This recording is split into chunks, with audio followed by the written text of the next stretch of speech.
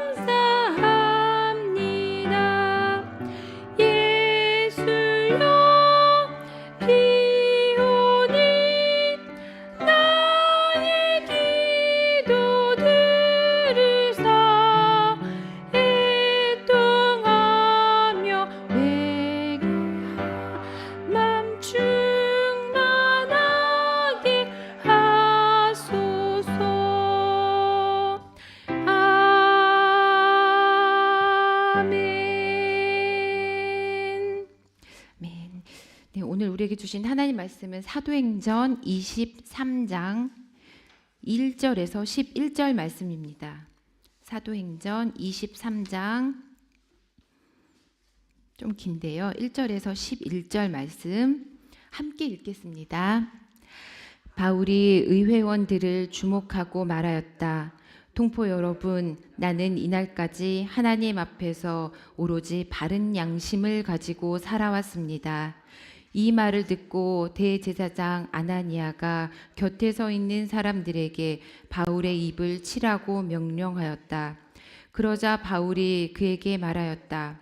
회칠한 벽이여, 하나님께서 당신을 치실 것이요, 당신이 율법대로 나를 재판한다고 거기에 앉아 있으면서 도리어 율법을 거슬러서 나를 치라고 명령하시오. 곁에 있는 사람들이 말하였다. 그대가 하나님의 대제사장을 모욕하오. 바울이 말하였다. 동포 여러분, 나는 그가 대제사장인 줄 몰랐소. 성경에 기록하기를 너의 백성의 지도자를 욕하지 말아라 하였소. 그런데 바울이 그들의 한 부분은 사두개파 사람이요 한 부분은 바리새파 사람인 것을 알고서 의회에서 큰 소리로 말하였다. 동포 여러분, 나는 바리새파 사람이요 바리새파 사람의 아들입니다. 나는 지금 죽은 사람들이 부활할 것이라는 소망 때문에 재판을 받고 있습니다. 바울이 이렇게 말하니 바리새파 사람과 사두개파 사람 사이에 다툼이 생겨서 회중이 나뉘었다. 사두개파 사람은 부활도 천사도 영도 없다고 하는데 바리새파 사람은 그것을 다 인정하기 때문이다. 그래서 큰 소동이 일어났다. 바리새파 사람 편에서 율법학자 몇 사람이 일어나서 바울 편을 들어서 말하였다. 우리는 이 사람에게서 조금도 잘못을 찾을 수 없습니다. 만일 영이나 천사가 그에게 말하여 주었으면 어찌하겠습니까? 싸움이 커지니 천부장은 바울이 그들에게 찢길까 염려하여 군인더러 내려가서 바울을 그들 가운데서 빼내어 병영 안으로 데려가라고 명령하였다. 그날 밤에 주님께서 바울 곁에 서서 말씀하셨다. 용기를 내어라. 내가 예루살렘에서 나의 일을 증언한 것 같이 로마에서도 증언하여야 한다. 아멘. 네, 오늘도 예배와 기도의 자리로 나오신 모든 분들을 축복하고 환영합니다. 네, 여러분 혹시 누군가에게 예수님을 전하려다가 어려움을 겪었다거나 오해를 받았다거나 또 힘들었던 경험이 있으셨을지 모르겠습니다. 오늘 말씀은 바울이 예루살렘에서 예수님을 증거하는 가운데 어려움을 겪었던 이야기, 사내들인에 가서 자신을 변론하고 있는 이야기입니다. 사내들인에서 자신을 변론하는 가운데 또 사두개파와 바리새파 사이에서 분쟁이 발생하기도 했고, 또 마지막에서는 예수님이 따로 바울에게 나타나셔서 격려하는 내용을 또 다루기도 하고 있습니다. 저는 바울의 삶을 보면서 하나님께서 이 바울을 태초부터 계획하셔서 어떻게 사역을 준비시키셨고 또 어떻게 사용하셨는지 참 놀랍다는 생각을 하곤 합니다. 바울이 워낙에는 유대인이었고 또 기독교를 박해하던 사울로 더 알려져 있었던 사람이지 않았습니까? 그는 다메섹으로 가는 길에 빛으로 오신 예수님을 만나게 되었고 또 그 이후로 변화되어서 예수님을 믿는 사람을 박해하던 사람에서 다시 예수님의 복음을 또 전파하는 위대한 사도로 쓰임을 받았습니다. 또 바울은 유대인의 율법과 성전의 신앙 교육을 받은 학자이기도 했고 또 당시 특권과 보호를 받을 수 있는 로마 시민권을 갖고 있는 사람이기도 했습니다. 그는 특별히 말과 또 글에서 탁월한 능력을 가지고 있었고 또 오늘 말씀에서와 같이 그래서 유대인들과 논쟁에서도 어떻게 보면 훌륭한 비판적인 사고력과 설득력을 발휘할 수 있는 엘리트 중에 엘리트였습니다. 하나님은 참으로 다양한 사람들을 또 다양한 사역에 다양한 방식으로 사용하시면서 하나님 나라를 확장해 가시는 것을 우리가 성경을 통해서 볼 수 있습니다. 예수님이 처음에 이 땅에 오셔서 사역하실 때는 이런 엘리트 같은 바울을 제자로 삼지 않으셨습니다. 시기마다 곳곳마다 또 그 시기에 장소에 꼭 필요한 일꾼을 택해서 사용하셨던 것입니다.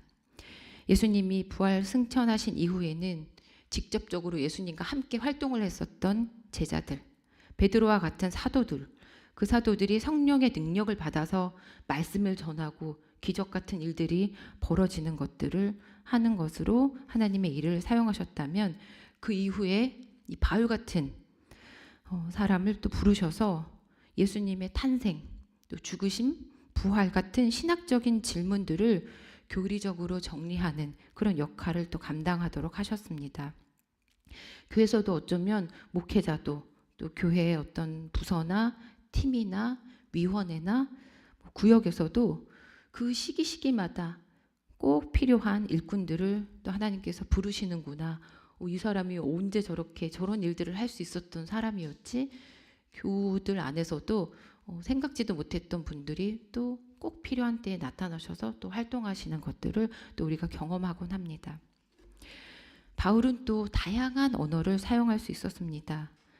성경에 보면 히브리어, 또 아랍어, 고대 그리스어, 라틴어 이런 다양한 언어들을 활용할 줄 아는 사람이었고, 그래서 다른 문화와 다른 지역에 있는 사람들에게 복음을 전하고 또 새로운 교회를 세우는 데에도 이 바울이 굉장히 큰 역할을 한 것으로 우리는 알고 있습니다. 바울이 활동했던 시기는 기독교의 초기 시기로 로마 제국의 통치 아래에 있었던 시기입니다. 특별히 로마 제국은 바울이 활동한 시기인 1세기 후반부터 2세기 초반까지 지중해 지역을 중심으로 확장되어 있었으며 그 규모나 영향력이 지금 우리가 생각하는 것 이상으로 상당했었던 때입니다. 군사적으로나 정치적으로나 경제적으로나 힘을 갖추고 있었고, 여러 방면에서 그 로마 제국의 규모가 점점점 커지고 있었던 상황이었습니다. 바로 이 시기에 하나님께서 태초부터 계획하셨던 예수 그리스도를 통한 인류 구원의 역사를 이루신 것이고, 또 그 일을 잘 해낼 수 있는 바울 같은 사람을 그 시기에 세상에 태어나게 하셔서 바울을 통해 또 인류를 구원하시기 위해 세상에 오신 예수님을 전략적으로 또 대대적으로 전파하게 하시는데 사용을 하신 것입니다. 오늘 본문은 예수님이 잡히셔서 신문을 받으신 산헤드린에서 바울이 공회원들과 대제사장 앞에서 변론하는 그런 이야기를 다루고 있습니다. 산헤드린은 우리가 알다시피 유대인들의 법정이었으며 특별히 유대인의 종교적 또 법적인 문제를 다루기 위해 구성된 그 당시 최고의 법원이었습니다. 그 산헤드린에서 사도 바울은 유대인들의 신앙을 공격하고 또 그들의 권위에 도전하여 재판을 받게 되는데, 그 과정에서 많은 어려움을 겪습니다. 모든 일에 스스로 하나님 앞에 한 점 부끄럼 없이 살아오려고 애를 썼던 바울이 그러지 않았던 것으로 오해를 받기도 하고, 또 자신의 입을 치라 하고 명령한 사람이 대제사장인 줄 모르고 대제사장 아나니아를 회칠한 벽이라고 책망했다가 대제사장을 모욕한 것이 되어 또 큰 일이 날 뻔하기도 합니다.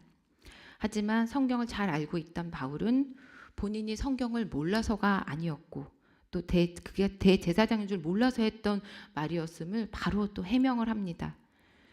또한 공회원들이 바리새파와 사두개파로 구성되어 있는 것을 알고선 그 둘 간에 어떻게 보면 가장 큰 분쟁의 요인인 부활신앙을 이야기함으로써 자신에게 다 집중되어 있었던 그 이목을 둘 간의 분쟁으로 분산시키는 또 기질을 발휘하기도 합니다. 그러면서 동시에 자신을 욕하던 공회원들 중 바리새파들이 바울을 옹호하게 되는, 오히려 바울을 대변하게 되는 그런 상황으로 이어집니다. 이때 그 일로 인해서 바울이 위험에 처해질까 걱정되었던 천부장이 바울을 빼내어서 군인들이 주둔하는 그 병영에 들어가게 했다라고 기록하고 있습니다. 이 변론의 시간이 예수님이 당하셨던 신문과는 또 비교할 수는 없겠지만 바울한테 얼마나 힘든 시간이었을지, 또 이 과정에서 얼마나 또 진이 빠졌을지, 자신이 율법도 모르는 사람으로 오해받기도 하고 또 예수님을 증언하는 가운데 얼마나 많은 고초를 당하고 어려움을 당했는지, 억울했을지 참 힘들었을 것 같습니다. 함께 있는 동료나 누가 가족이라도 있었으면은 막 나 이것 때문에 힘들었어. 이럴 수가 있어. 나 같은 사람한테 성경을 모르는 사람처럼 얘기하다니 그럴 수도 있었을 텐데 그럴 상황도 아니었습니다. 그러나 11절 마지막 말씀에 예수님께서 찾아오십니다. 그날 밤에 주님께서 바울 곁에 서서 말씀하셨다. 용기를 내어라. 네가 예루살렘에서 나의 일을 증언한 것 같이 로마에서도 증언하여야 한다. 하고 말씀하셨습니다.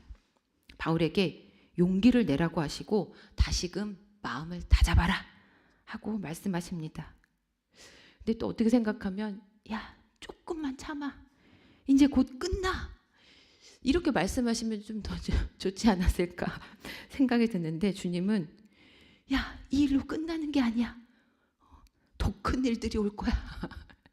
하고 말씀하신 것입니다. 오히려 용기를 내어라. 지금 잘하고 있는 거야. 예루살렘에서 지금까지 나를 이렇게 잘 증언해 왔던 것처럼 로마에서도 너 나를 증언해야 돼. 이 일이 너에게 맡겨진 일이다. 너의 사명이야. 힘을 내라. 하고 말씀하시는 것입니다. 하나님은 처음부터 열방을 하나님의 백성으로 삼기로 계획하셨습니다. 하나님은 바울을 통해 예수님께서 그저 유대인의 왕으로 세상에 오신 분이 아니라 부활하신 왕으로 온 백성의 구세주로 오신 분임을 세상에 알게 하신 것입니다. 바울을 통해 온 유대와 예루살렘과 로마에까지 땅끝으로 갈 수 있는 어떻게 보면 전초기지 같았던 로마에까지 예수님을 전파하게 하신 것입니다. 선교 여행을 마치러 어떻게 보면 예루살렘으로 다시 돌아온 바울이 이스라엘을 배반했다고 유대인에게 공격당하고 또 로마 군인들은 이 사람 뭔가 폭동을 일으키는 사람이구나 하고 또 바울을 체포해서 재판받는 그런 상황이었지만 어쩌면 이 과정을 통해서 예수님을 공식적으로 증거하는 기회가 됩니다.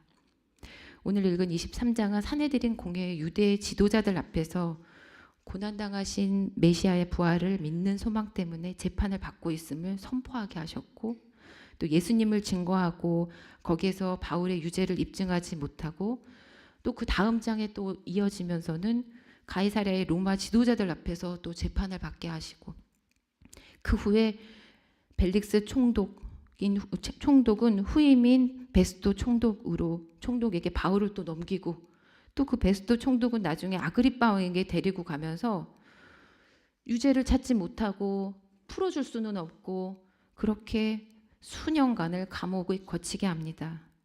어떻게 보면 지루하고도 억울하고도 힘든 재판 과정을 겪는 것을 보면서 인간적인 생각으로는 참 바울이 고생을 많이 했구나. 참 안 됐다.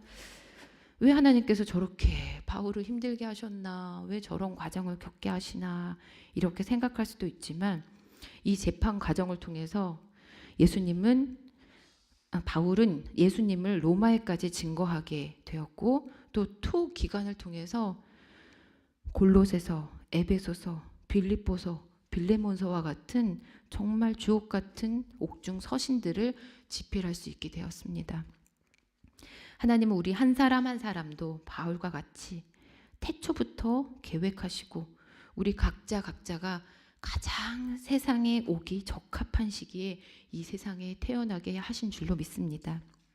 우리를 단련시키시고 또 깨닫게 하시고 또 수많은 과정을 겪게 하심으로써 하나님의 은혜를 체험하게 하시고 또 나를 통해 예수님의 사랑을 전하게 하시고 하나님의 뜻이 이루어지도록 하신 계획과 섭리가 있으실 줄 믿습니다. 때로는 왜 이런 고난과 시련을 주시나 하는 일들 또한 결국에는 그 일을 통해서 또 하나님께서 우리에게 계획하신 더 큰 은혜와 사랑을 고백하게 하신 줄 믿습니다.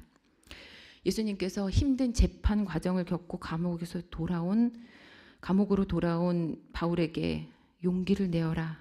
내가 예루살렘에서 나의 일을 증언한 것 같이 로마에서도 증언하여야 한다 하고 말씀하신 것처럼 잘하고 있다. 잘 견뎌내고 있다.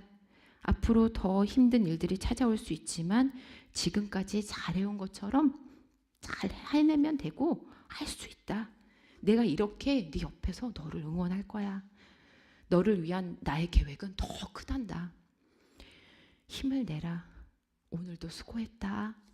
하고 말씀하신 것처럼 우리의 삶이 녹록하지 않은 날에도 또 끝날 듯 끝나지 않은 지리한 싸움을 하고 있더라도 나를 통해 이루실 하나님의 놀라운 계획을 바라보며 지금까지 함께 해오신 그 은혜를 생각하며 다시금 힘을 낼 수 있는 저와 여러분이 되시기를 기도합니다.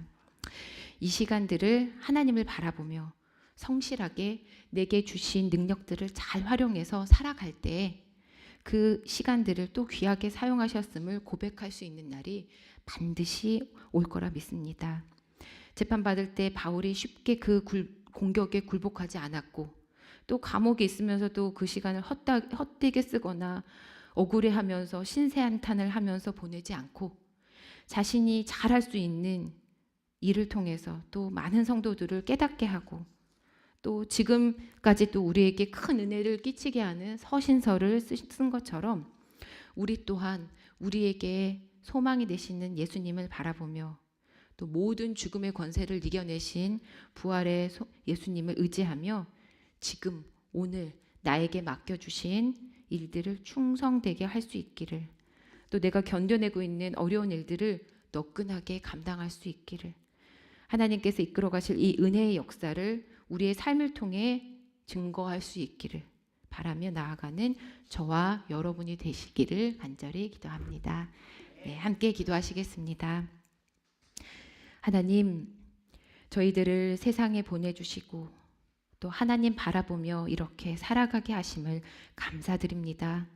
저희가 이 땅에서도 하나님께서 원하시는 하나님의 나라를 이루어가기 위해 애쓰게 하시고 또 우리를 죽기까지 사랑하신 예수님을 증거하는 삶을 살게 하시고 오늘도 함께 하시는 성령님으로 인해 기쁨과 감사가 충만한 삶을 살게 해 주옵소서. 우리에게 부활의 소망을 주시기 위해 죽으시고 부활하신 예수님 이름으로 기도드립니다. 아멘. 하늘에 계신 우리 아버지여, 이름이 거룩히 여김을 받으시오며 나라의 임하옵시며 뜻이 하늘에서 이룬 것 같이 땅에서도 이루어지이다. 오늘날 우리에게 일용할 양식을 주옵시고 우리가 우리에게 죄 지은 자를 사하여 준 것 같이 우리 죄를 사하여 주옵시고 우리를 시험에 들게 하지 마옵시고 다만 악에서 구하옵소서. 대개 나라와 권세와 영광이 아버지께 영원히 있사옵나이다. 아멘.